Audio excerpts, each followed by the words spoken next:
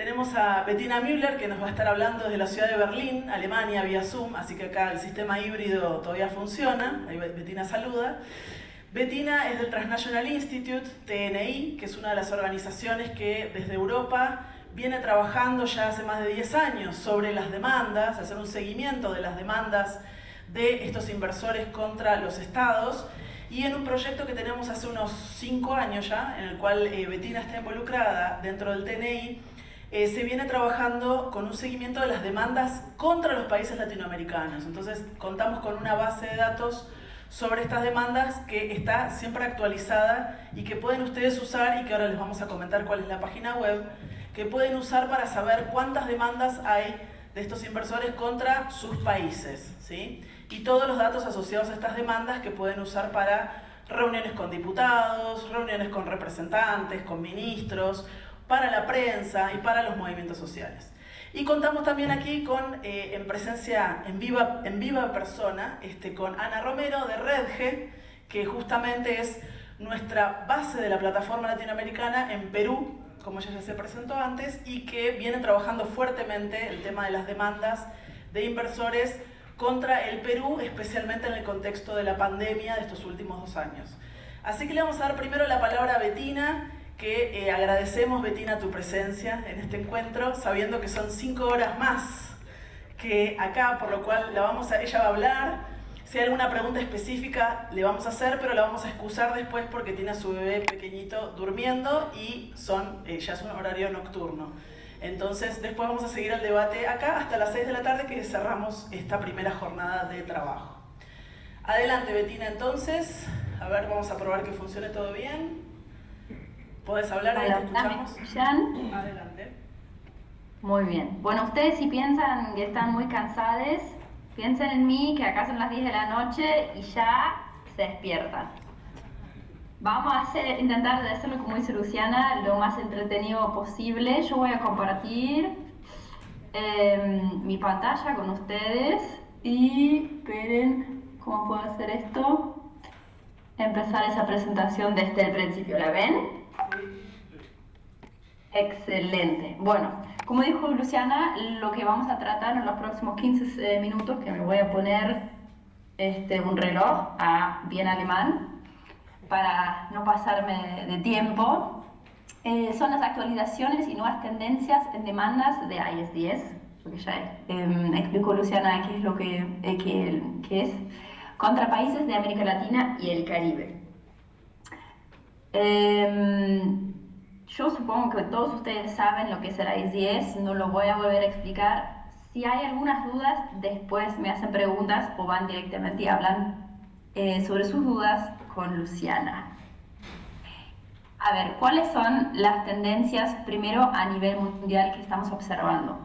A ver, hay al 31 del 12 del 2021, que son los últimos datos que tenemos de la UNCTAD, 1.190 demandas conocidas de IS-10 a nivel mundial, ¿no? 2/3 de estos se registraron recién en los últimos 10 años. O sea, claramente podemos hablar de un boom de demandas inversor-estado en los últimos 10 años. Ahí abajo ven esa tabla, ese gráfico que muestra cómo fueron en aumento las demandas en los últimos años, y donde vemos además cómo se acelera el aumento y la cantidad de demandas en los últimos 10 años, ¿no? Los verdes, ahí lo que está resaltado en verde, esas son las demandas que se registran en el Centro de Arbitraje del Banco Mundial, el CIADI. De hecho, lo que también se puede observar ahí es que los años de la pandemia fueron los años récord de demandas en IS-10 ante el CIADI. Nunca antes en la historia hubo tantas demandas inversor-estado ante el CIADI como en los años de la pandemia. ¿Qué pasó? Ahí está. Seguimos un poco con las tendencias.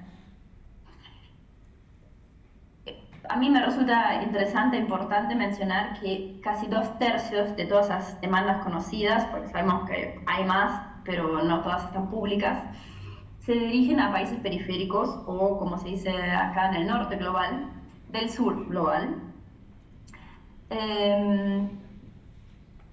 Además, sabemos que los costos de las demandas van en aumento. Hay un estudio muy bueno de Columbia Center for Sustainable Investment, creo que se llama el CCSI, donde ellos juntan datos que me resultan muy importantes e interesantes, que el promedio de lo que piden los inversores ahora en demandas a ISDS son 1.160 millones de dólares. Ahora, obviamente no es lo que reciben, pero un promedio igual de un laudo arbitral son casi $500 millones de dólares.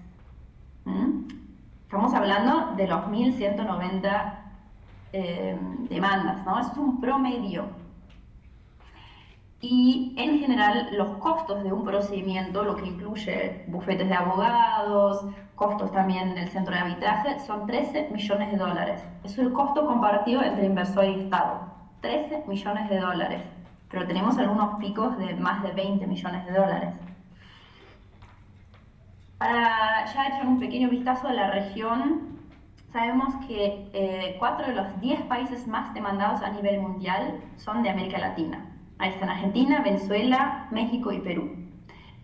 Y entre 2018 y 2021, los países de la región eran los que más demandas anuales recibieron también a nivel mundial. Quiere decir, en 2018, ningún país a nivel mundial recibió tantas demandas a ISDS como Colombia. En 2019 fueron 3 países de la región juntos, que cada uno recibió 3 demandas, Perú, México y Venezuela. Y en 2020 y 2021, después Ana nos va a contar más sobre ese tema, ese triste récord lo tiene Perú. Y en general la región está viendo un boom y está en la mira, se puede decir, los inversores, también en cuanto a las demandas en relación a medidas estatales durante la pandemia de COVID-19. Por el primer país que recibió una demanda oficial, de hecho, es Chile. Y me gustaría mencionar que también Chile tiene varias amenazas más por medidas que tomó el Estado durante la pandemia que pueden dentro de poco resultar en demandas concretas, ¿no? Una de las primeras amenazas, de hecho, es Perú, que recibió una amenaza de demanda durante la pandemia. O sea que estamos viendo que América Latina y el Caribe está en el centro de lo que sería el régimen de protección de inversiones a través de ese mecanismo ISDS. Y solo para mencionar rápidamente que es muy probable que vaya a haber más demandas relacionadas a la pandemia, porque recientemente Freshfield Bruckhaus Deringer, que es uno de los bufetes de abogados más importantes en el ámbito de las demandas inversor-Estado, publicó un informe donde dio a conocer que de hecho lo más probable es que recién a partir de ahora los inversores se van a atrever a traer demandas, y además a demandas que según ellos son fundados porque ya la segunda ola era esperable y las medidas que ahí tomaron los estados se podrían haber hecho de otra forma, como para no discriminar o expropiar, o sea lo que sea, afectar el negocio de los inversores en su país. Así que vamos a ir siguiendo este tema, pero es probable que vaya a haber más demandas y que Chile no va a ser el único país con una demanda en relación a la pandemia. Vamos ahora a la región y a las actualizaciones. Ustedes por ahí recibieron el mail que mandé ayer de que actualizamos nuestro reporte sobre ISDS en la región. Capaz algunos de ustedes ya tuvieron tiempo de leerlo, entonces les va a aburrir un poco lo que ahora voy a presentar. Si no, presten atención, que esto es interesantísimo. Actualmente contamos, eso también, con datos hasta el 31 del 12 del 2021, con 327 demandas contra países de la región. Eso constituye un 27.5% de las demandas conocidas a nivel mundial. Los países más demandados de la región son también los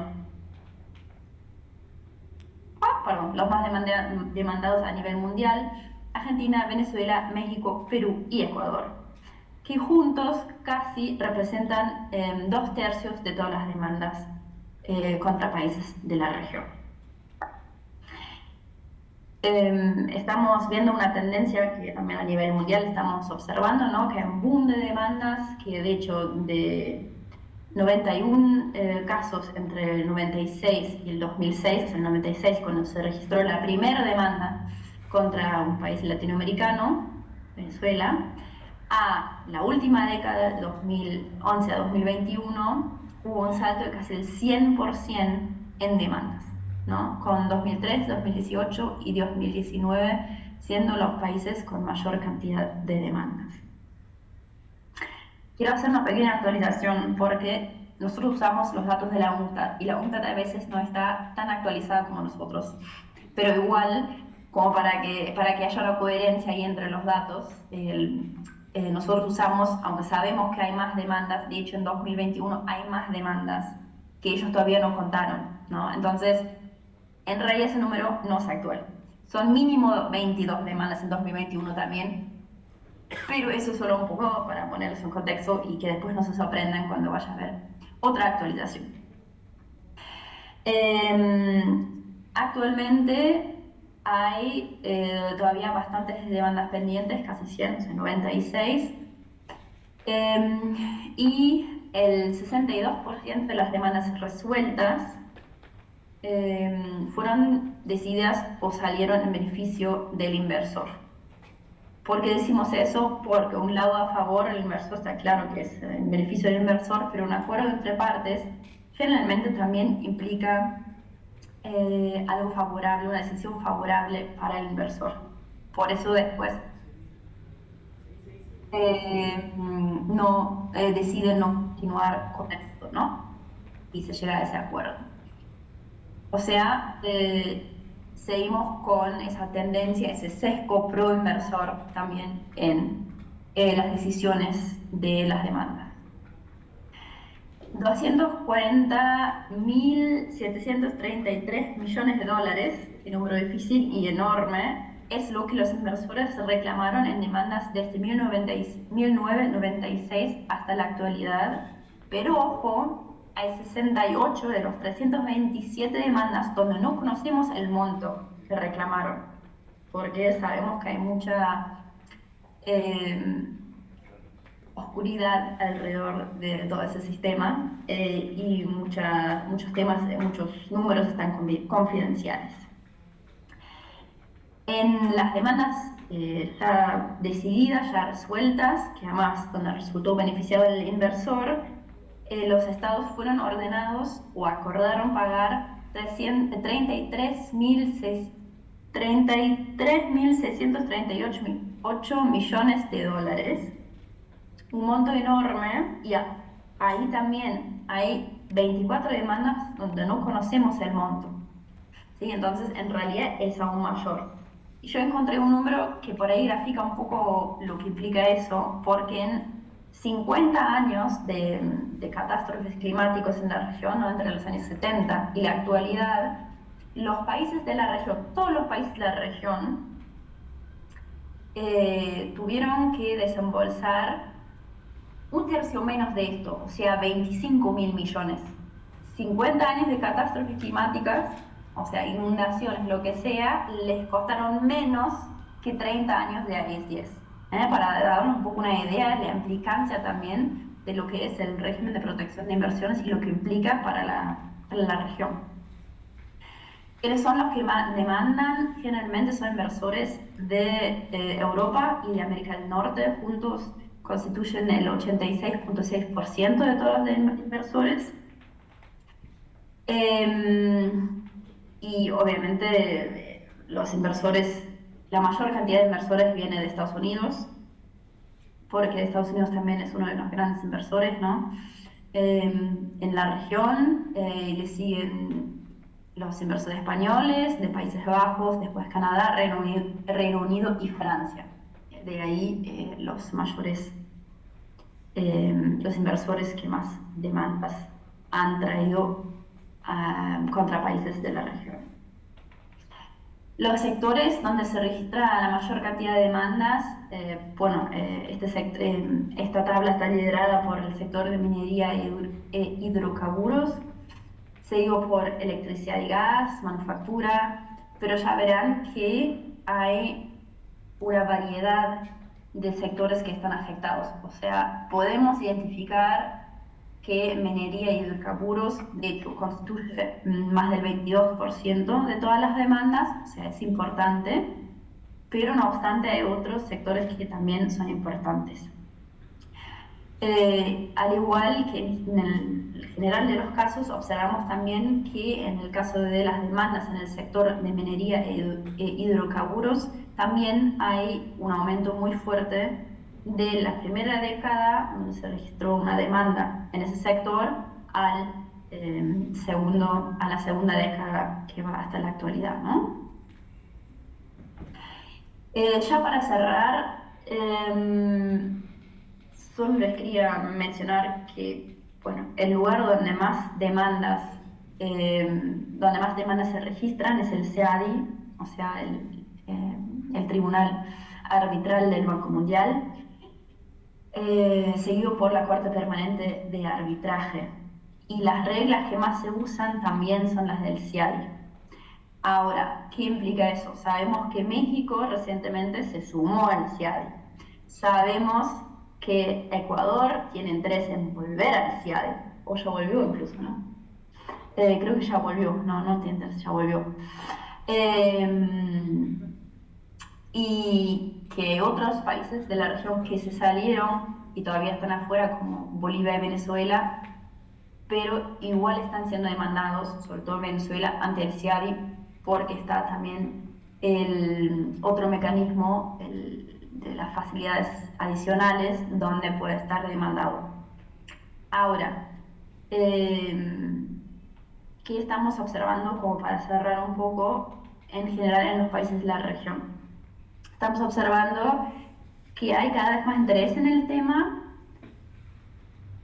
del lado bueno y del lado malo, desde nuestra visión, ¿no? O sea, tenemos a países donde recientemente asumió un gobierno que está también en contra de los tratados de libre comercio, tratados bilaterales de inversión, como es el de Petro, que quiere revisar también ciertos TLC, y donde por ahí hay posibilidades de intervenir. Pensábamos que en Perú había chance, pero ahora ya tengo mis dudas, por ahí Ana después nos puede aclarar un poquito. Vemos procesos interesantes en Chile, y en general creo que es un tema donde hay que presionar mucho, porque realmente le saca parte importante del presupuesto a los países de la región y aumenta nomás su deuda externa. Para más información, y si quieren el reporte completo, encuentra nuestra página, ISDS en americalatina.org. El reporte contiene más información también sobre los bufetes de abogados que llevan adelante demandas sobre los árbitros, bla, bla, un montón de información más que seguramente les resultará importante. Y además se encuentra en nuestra página también reportes actuales sobre el régimen de protección de inversiones en Chile, México, Perú, Colombia y Bolivia. Estamos preparando uno sobre Ecuador, sobre casos emblemáticos de ISDS, etc. Muchos temas para descubrir y chusmear si tienen interés. Y bueno, ahora si tienen preguntas, adelante. Muy bien. Bettina, gracias. Muchas gracias, Bettina. Espectacular. Aparte, el horario germano funciona bien. Respeto completo de los 15 minutos. ¿Tenemos preguntas específicas para Bettina o comentarios para Enrique? Pero vas a tener que hablar, y Yoselio, van a tener que hablar en el micrófono para que ella pueda escuchar en el... No sé dónde tenemos porque este era... Ay, Gaby, gracias. Tenemos, Betty, a Enrique Daza de Colombia y a Yoselio Drummond. Hola, Bettina. La pregunta es esta. ¿Qué papel juega China en el tema de las disputas inversionista-Estado? Porque China es un gran inversor. Nosotros hicimos un estudio sobre el tratado bilateral de inversiones entre China y Colombia y vimos que en el caso de Colombia hay que agotar primero la vía interna legislativa, a diferencia de otros tratados en los cuales directamente se salta al Tribunal de Arbitraje Internacional. Entonces, ¿cómo ves ese tema? Juntamos otra, ¿es una pregunta, Yoselio? Sí, adelante, entonces juntamos. 3 minutos para Enrique, 10 segundos para mí. El caso de Chile, ¿se puede repetir, por favor? ¿Cuál es el caso demandado de Chile?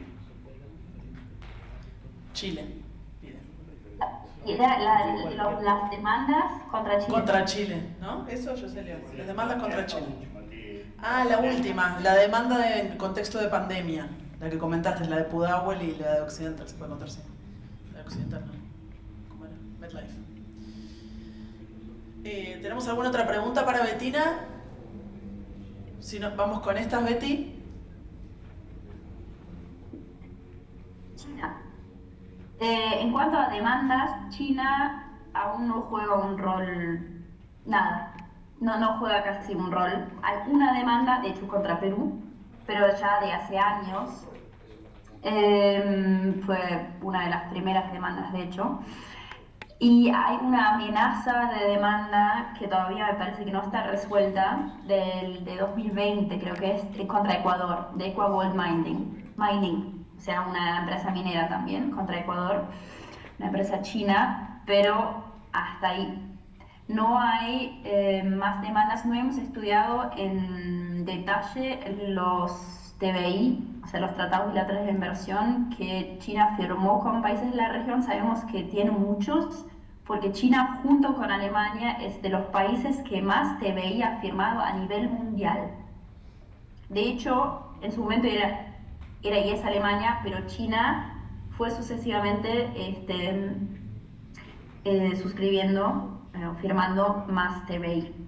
Y tiene muchos con países de la región. Ahora, todavía no fueron usados para, por lo menos en mayor medida, para demandas a ICS, y habría que estudiar en detalle qué dice, ¿no? O sea, como me describes lo de Colombia, eso puede también ser el caso en otros TBI de China con países de la región, pero no lo sé porque no lo hemos estudiado. Chile, caso de pandemia. Es una demanda que se origina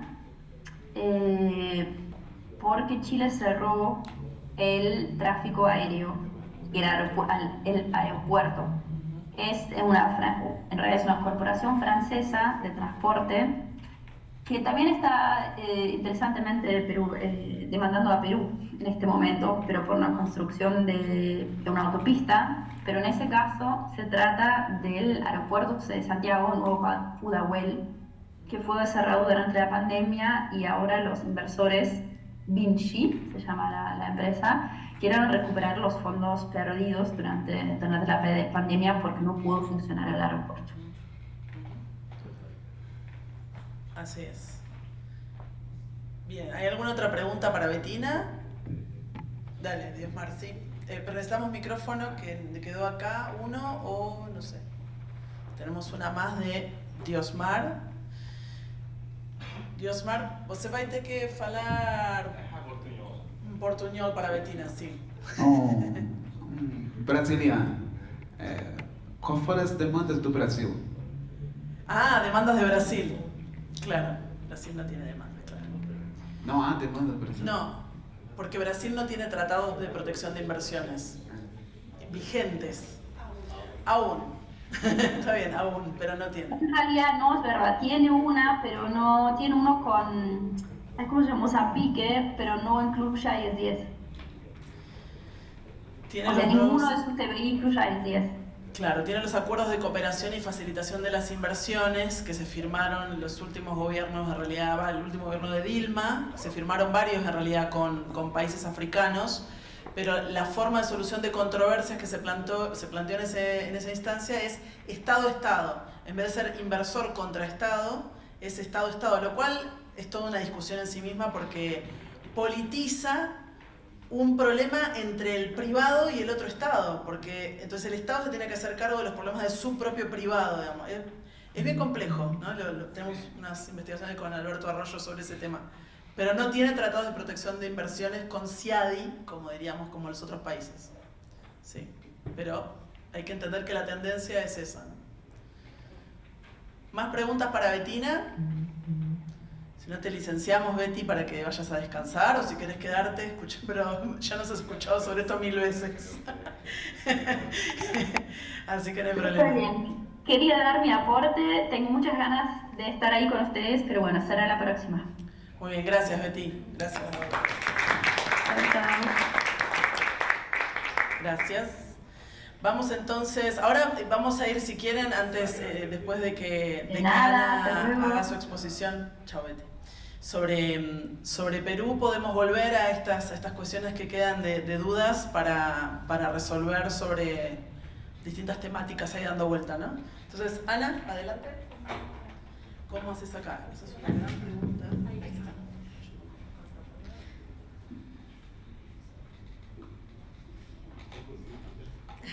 Pero no es esa.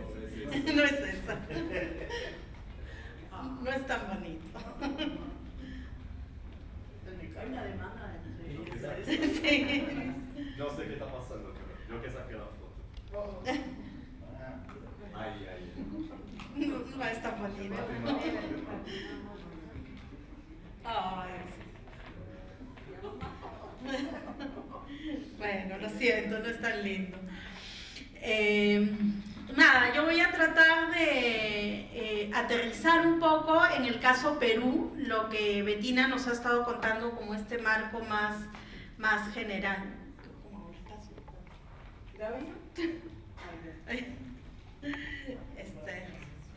Gracias. Aterrizar un poco el caso peruano, pero además porque sí me gustaría también conversar un poco y saber un poco más también de cómo lo ven o cómo está esta situación también en vuestros países y qué ruta de incidencia también se podría hacer al respecto. Creo que es importante, porque este es un tema, por lo menos en el caso peruano, no ha estado muy tratado. Y más bien el 2020, con el documento que elaboró el TNI, que lo publicamos junto con Red G, se pudo hacer una buena incidencia en nuestro país. Les voy a contar un poco alrededor de eso. Y creo que ahí está un punto clave de interés, una cosa muy concreta que tiene cifras muy precisas y que pueden acompañar esta ruta de incidencia, que luego además nosotros trabajamos con un portal peruano, Convoca PE, una investigación para ver estas otras alternativas o estas otras estos otros puntos alrededor del trabajo que uno puede hacer alrededor de las demandas inversionistas Estado, ¿no? Entonces, rápidamente, para poner en contexto un poco el caso peruano, ustedes saben que Perú tiene una política de apertura comercial que ya va hace bastantes años, tiene larga data y tiene, siguiente por favor, tiene una serie de tratados bilaterales firmados. Perú tiene 27 tratados bilaterales firmados, de los cuales además hay que mencionar 19 ya caducaron. 19 de estos tratados bilaterales de inversión ya tienen fecha caduca, ya pudieron darse por terminados. Sin embargo, nadie ha movido un dedo porque esto realmente finalice. En el caso peruano, los TBIs están a cargo del Ministerio de Economía, sí, en una relación con el Ministerio de Comercio, Relaciones Exteriores, pero quienes lo lideran es el Ministerio de Economía.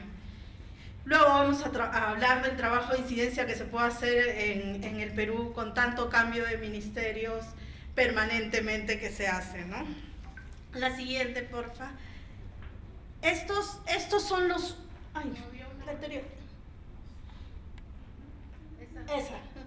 Esos son los que estarían ahorita vigentes, ¿no? Los únicos que están vigentes, excepto Suiza, que ya cambió. Pero además, como ven en la siguiente, tenemos 13 tratados de libre comercio que incluyen estas cláusulas de protección de inversiones, ¿no? Están, ahí también está China, Canadá, está México, Panamá. Son 13 tratados comerciales que incluyen este capítulo. Entonces, en realidad, con ese panorama, con esta gran cantidad de TBIs y esta gran cantidad de TLCs que incluyen este capítulo de inversiones, podemos suponer cómo es realmente el panorama del Perú, y Bettina ya nos adelantó en ese caso. Siguiente, porfa. El Perú es el país más demandado del 2020 y también del 2021, ¿no? Ya en el informe del TNI se nos advertía de esto. Siguiente, porfa. Y seguimos con ese triste podio en realidad. La procedencia de los inversores es básicamente de Estados Unidos y de países europeos, ¿no? Que son con quienes tenemos los TBI y los TLCs efectivamente. Como verán ahí, Estados Unidos tiene 7, esta es la data hasta el 2020, y luego pueden ver a los países europeos con los que se tienen estas demandas.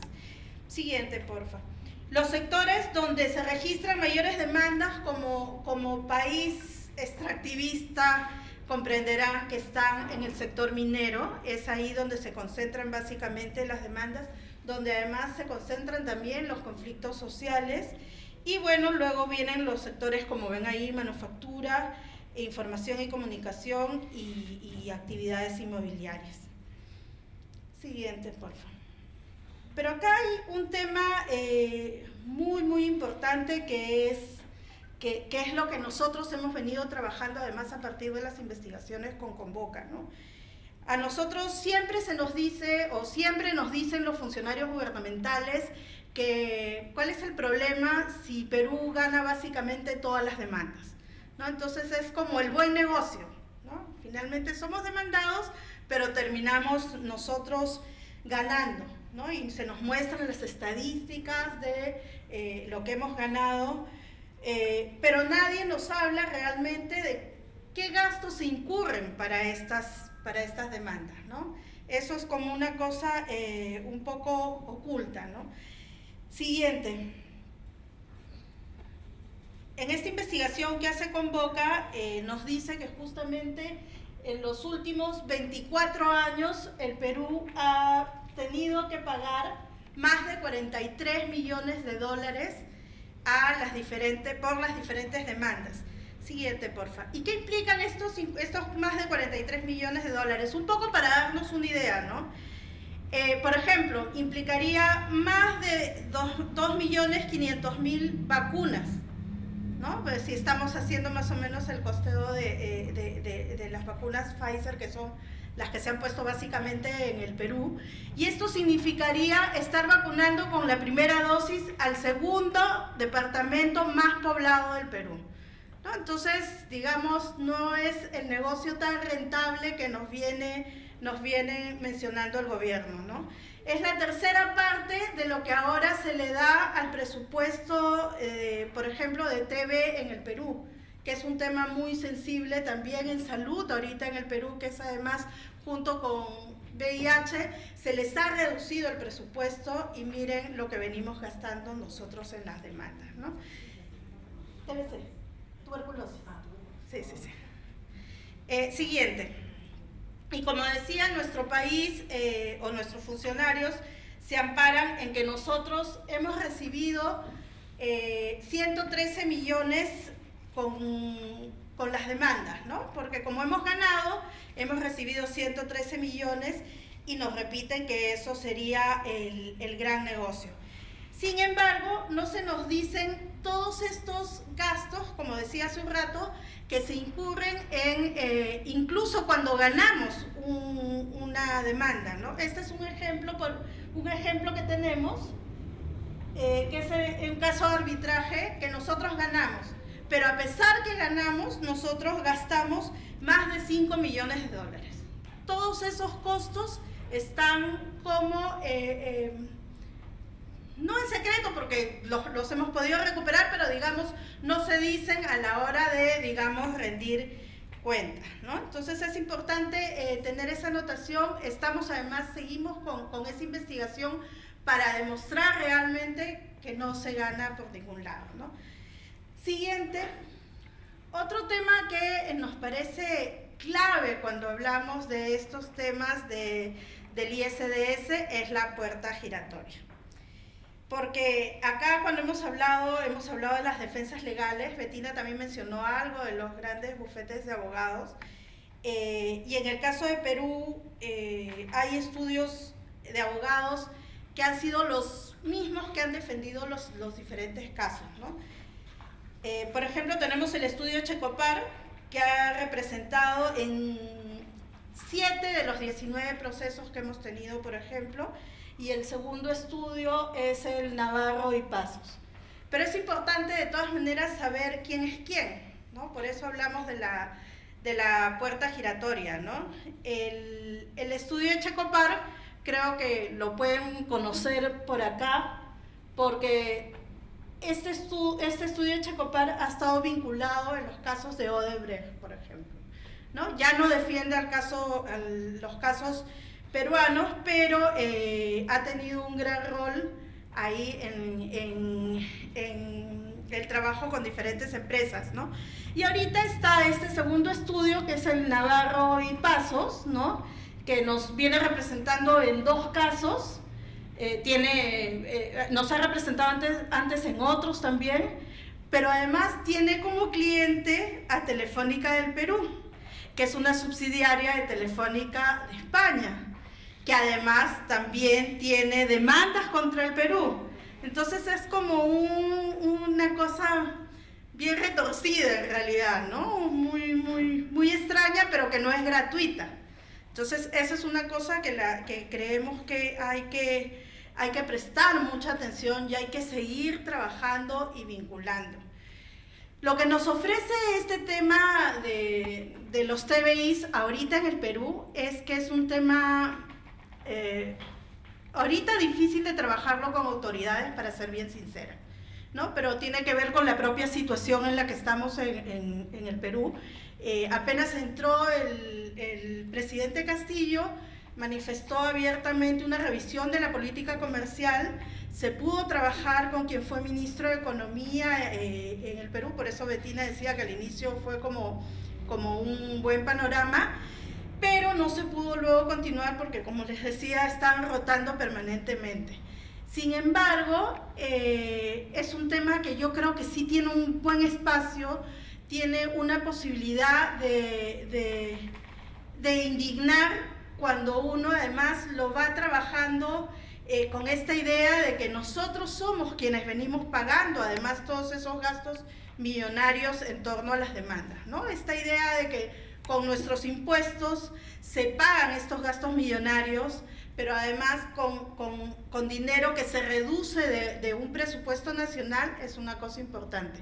Cuando se hizo el trabajo, la publicación con TNI, que le hicimos en el 2020, a pesar de que la prensa, como en toda nuestra región, tiene una posición muy distinta, digamos, a la nuestra, en términos concretos de información, porque es una información con números precisos, tuvo muy buena acogida, ¿no? Entonces, en términos mediáticos sí se logró por lo menos empezar cierta discusión, ¿no? Entonces, no es un tema ahorita de prioridad, pero sí es un tema que creo que hay que ir trabajando a nivel con cierta incidencia para poder tener algunos logros. Es difícil porque en realidad los gobiernos o los ministros de Economía con los que hemos hablado no quieren anunciar que los que ya se vencieron se den por terminados, ¿no? No lo pretenden hacer. Hay quienes están a favor de quedarse, digamos, callados para que solamente permanezca, pero eso implicaría también un cambio de política, incluso de modelo, ¿no? Entonces ahí hay que hilar fino a ver cómo se puede hacer para trabajar, porque en realidad en el Perú la mayoría ya terminó, ¿no? Solo hay que anunciarlos y es una decisión política que en estos momentos parece ser muy, muy difícil, ¿no? Sí, ahorita acabo. Solamente la siguiente, la última, que están las recomendaciones que justamente se hicieron en el trabajo con TNI, que tiene que ver justamente con parar las negociaciones, ¿no? Ya tenemos esto, o sea, en realidad ya no hay que seguir en esta firma, en esta ratificación, tanto en los TLCs con los capítulos de inversiones como en los TBI, ¿no? Difícil para un país como el Perú, que en realidad sigue llenándose de acuerdos comerciales.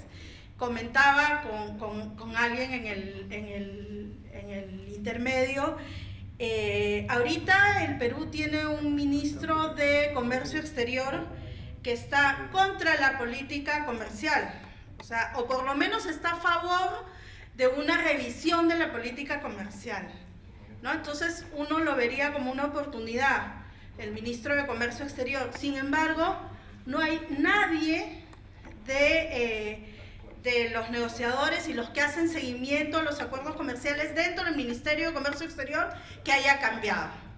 Entonces, él nos puede haber ayudado a tener una cita, a sentarse a conversar, pero las personas que están viendo las negociaciones siguen siendo exactamente las mismas y con la misma política y la misma forma de negociar, sin transparencia, la misma forma de informar, que es cero información. Entonces, digamos, no hay oportunidad realmente, ¿no? Lo otro es considerar la denuncia, ¿no? La denuncia inmediata a los TBI, lo que hablábamos hace un rato, que es muy difícil en este panorama. Considerar la renegociación, y yo pongo esto de considerar la renegociación entre comillas, porque en el Perú, por ejemplo, se está renegociando el TLC con China, ¿no? Ha parado ahora por la pandemia, pero al final no ha representado ninguna oportunidad real para el Perú, ¿no? Perú, mientras que no cambie su línea política, una renegociación no nos lleva a nada. En el caso de China, China aceptó en el EPU que tenía que mejorar temas vinculados a derechos ambientales, ¿no? Y lo dijo y se comprometió a tales puntos y a mejorar eso. Sin embargo, en la renegociación eso no ha salido para nada. Y Perú mismo ha dicho que mientras no sea China mismo el que pida que haya una cláusula ambiental o un capítulo ambiental, no va a haber ningún cambio. Entonces, es como un poco discursivo pedirle renegociación cuando en términos de política comercial tienes un punto claro que es el mismo que ha habido hasta ahora, anacrónico, sin derechos, ¿no? Entonces hay que ver cómo hacer ese recambio, ¿no? Y iniciar una revisión integral, es cierto, y una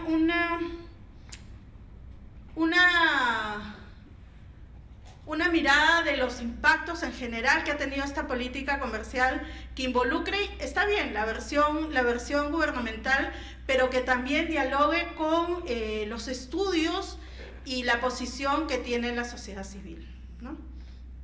Y eso, gracias.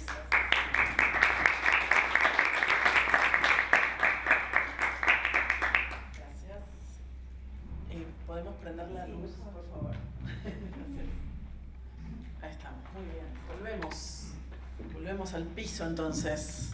Muy bien, preguntas, comentarios para Ana. Yo quiero hacer un comentario igual. Voy a aprovechar mi lugar de poder, como dijo Gabriel antes. Ahora es el mío. No, una cuestión importante que quizás para resaltar esto último que decía, me quedo con lo último que decía Ana, que es los estudios de impacto integrales. ¿Cuál ha sido nuestra característica como organizaciones sociales, movimientos que hemos estudiado estos temas, que venimos haciendo un seguimiento de los números, como hace el Transnational Institute, como el trabajo que han hecho en Perú? También se ha publicado los reportes específicos, por ejemplo en el caso de Chile, que también Esteban antes mencionaba, ¿no? El trabajo específico de cómo a partir de los números podemos dialogar con estos sectores, pero la cuestión de los impactos integrales, ¿no? O sea, la cuestión de la integralidad para nosotros es central, porque Bettina nos presentó una enorme cantidad de números. Los números son muy relevantes y nos sirven para dialogar. Sin embargo, los números no terminan de reflejar toda la cantidad de áreas que un tratado de libre comercio o un tratado de protección de inversiones impactan. Entonces, eso es un tema muy relevante para nosotros, porque cuando el establishment nos plantea la cuestión de, mencionaba Alberto Arroyo antes, lo que, por ejemplo, México logra exportar con el NAFTA, ¿no? Ha logrado exportar. Sin duda es uno de los países que ha presentado a través de los TLC un número de crecimiento de esas exportaciones, como él explicaba con ese paréntesis, pero de las empresas norteamericanas, japonesas o europeas que se instalan en México para la exportación, o si usan a México como plataforma de exportación hacia México. Entonces, si vemos los números económicos, vemos una cosa, pero cuando vemos ¿cuáles son los impactos sobre la salud? ¿Cuáles son los impactos sobre el acceso a los medicamentos? ¿No? Vamos a tomar algunas cosas que se dijeron hoy. José María hoy mencionaba cómo ellos analizaron concretamente los impactos del acuerdo Mercosur-Unión Europea sobre la salud y el acceso a los medicamentos, y que los estados, a partir del capítulo de compras públicas, que hoy fue mencionado también en la mesa anterior, cómo ese capítulo, si entra en vigencia, tendría un impacto directo sobre las arcas del Estado en la compra de los medicamentos básicos para los planes de salud pública, en el caso de VIH y tuberculosis, ¿no? Y hepatitis. Entonces, ese tipo de estudios para nosotros son esenciales, y es algo que también desde la plataforma América Latina, Mejor Sin TLC, hemos intentado siempre impulsar. Hoy hay temas de vacancias gigantescas que nosotros también en nuestros países podemos impulsar. Por ejemplo, el impacto de los tratados de libre comercio, de los tratados de inversión sobre las mujeres. Es un área de vacancia gigantesca. Entonces, ¿qué sabemos? ¿No? Alguna frase que repetimos siempre, que es: los tratados de libre comercio impactan de manera diferenciada a las mujeres. Todos repetimos esa frase. Sin embargo, necesitamos acompañar esa frase, que nosotros podemos explicar lógicamente con números que demuestren esto.